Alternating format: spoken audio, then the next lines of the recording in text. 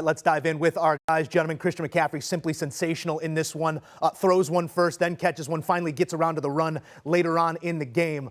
Ryan Wilson, you take first crack at this one. What'd you make of the inventive play calling that we'd hope to see and the quick teach that is Christian McCaffrey?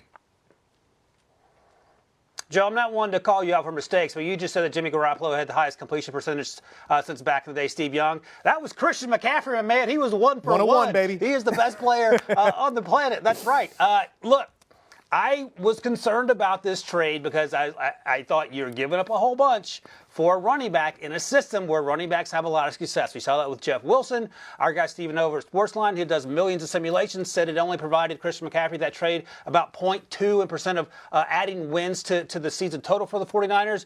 But there's a difference between math and reality. Mm-hmm. And the reality is that Christian McCaffrey, when he's healthy, is just about unstoppable. Yeah, it's fun to watch him throw the football. By the way, he threw that ball 38 yards in the air like it was nothing. It's fun to watch him catch the football. It's fun to watch him run the football. He can do a little bit of everything, and he adds another dimension to a running game that is already multidimensional. And the other beneficiary of this, Jimmy Garoppolo, because my man's going to get paid a lot of money in the offseason, assuming that the 49ers move on from him. He's on that one-year deal. So this is a rising tide lifts all boats situation, and I'm sure Kyle Shanahan and John Lynch both are taking a deep sigh of relief to see this offense look like it's supposed to look. And as I was listening to you read the highlights there, I don't know how this team lost 4 games playing the way they played today. Mm-hmm. Yeah, they're 8-0 in their last 8 games of the regular season against the Rams.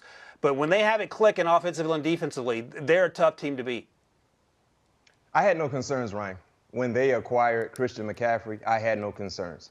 He is the best offensive weapon. I don't call him a running back. He's an offensive weapon because he can do so much for your offense. Christian McCaffrey is basically Deebo Samuel in the backfield, but he's a better runner. Think about that. So when you add a guy like that to Kyle Shanahan's mindset as a play caller, this offense is going to be phenomenal. Only a matter of time. Remember, this is his 2nd week being there in San Francisco, basically joining the club last Thursday night or Friday, and now having a full week to work with the guys. And this is what we're seeing right now. It will get better through time as time goes on. 94 yards, we know what he does catching the football. Then they threw out a running back pass, a thing of beauty for their offense. The only concern that I have with their team, number one, Christian McCaffrey just staying healthy, but defensively, they got to find a way to get healthier because they're still missing some key contributors on the defensive side.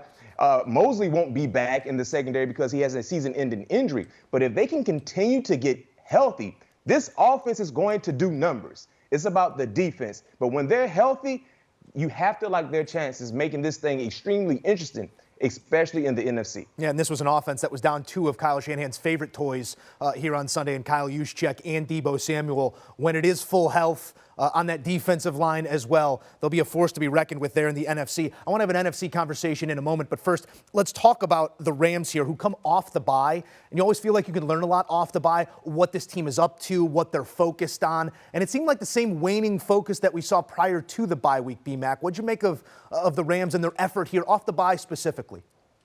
The same issues that we saw before the bye week, Joe, they surfaced once again. Offensive line-wise, they're bad. Granted, they played against a pretty stout defensive front from the 49ers, but the issue for the Rams, they can't run the football. Remember in the first half, you're on the goal line.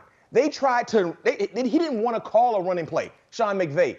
It was a pass left, pass right, fade left, fade right. You're on the 1-yard line. They have no identity running the football. This is going to be a long year for the Los Angeles Rams with the expectation that we all had for them. They won't be reached at all because they lack talent, they're inconsistent, and the other teams in their division, they have caught up to the Rams. Let's keep it real. The Seattle Seahawks, of course, San Francisco was always right there. And even with the struggles with the Arizona Cardinals, with D-Hop being back there, who knows what type of effort they could provide and put forth against the Rams. So me personally, the same woes that we saw before the bye week, they surfaced once again, and I don't see them leaving anytime soon.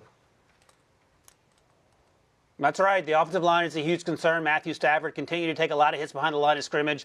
He forces a lot of balls downfield because he doesn't have a lot of time. You talk about that run game, B-Mac, 2.7 yards per carry. That's not going to get it done when your offense is one-dimensional and you have the playmakers on defense like the 49ers do that can pin their ears back and get after it. And that's exactly what happened. The thing is, it was 14-10 in the third quarter, and Jimmy Garoppolo made a terrible pass, hit Jalen Ramsey right in the hands as he was rushing the passer. And you wonder, in the middle of the field, you wonder if that would have changed the tenor of the game. Now, the 49ers ended up punting, switched field position. They didn't score on that possession, but if the Rams were able to get that ball deep in San Francisco territory, maybe that lights a fire underneath them in the second half. They looked pretty good in the first half for spurts.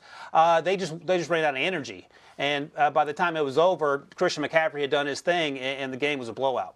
I'm not sure at this point I could point out the teams that are going to make the playoffs here in the NFC because it's a mess. Taking a look at it all beyond the Eagles and the Vikings who sit atop the conference, it goes Seattle, Atlanta, Dallas, New York, the Giants, that is, the Niners, the Commanders. There's a big bunch there at 3 and 4. There's still hope out in front of this LA team right now, but let's have a conversation about the top of the NFC. It's obviously the Eagles right now, still undefeated at the top of the conference, but beyond that, had the conversation after the Cowboys game. Do you slot the Cowboys number 2? Do you slot the Niners number 2, B-Mac? Who do you put at number 2? Is it one of those two teams or somebody else? Number 2 behind the Eagles?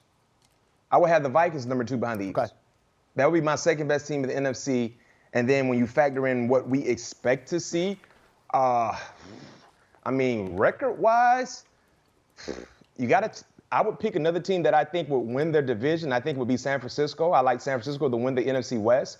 I like Seattle to find a way to probably get into the playoffs as well. We don't believe the Cowboys right now could win their division, but I think they're a playoff caliber team. So my ranking would be Eagles 1, Minnesota 2, San Francisco 3, Dallas 4. Forgot about the Giants. But Seattle beat the Giants. That's my top 4. I was going to say, we're good on 4. We don't need you to tie you to anything beyond 4, though. It's a nice thought experiment here, Ryan Wilson. Take us through sort of the way you're seeing the NFC right now through 8 weeks. I think B-Mac's pretty on point. Okay. Worth noting, B-Mac, you got to say, look, man, my cousin plays for the Vikings, so that's why I have them number 2. Because let's be honest, that team started strong with Kirk Cousins. They're 6-1, so it's easy for me to to rank the Vikings number 2 right now. They're 6-1. Well, my advice would be have Pat P play quarterback because I'm a little concerned about Kirk Cousins down the stretch. I'm just keeping it honest. But you know what's funny about what B-Mac just said, Joe, is that he didn't mention the Packers.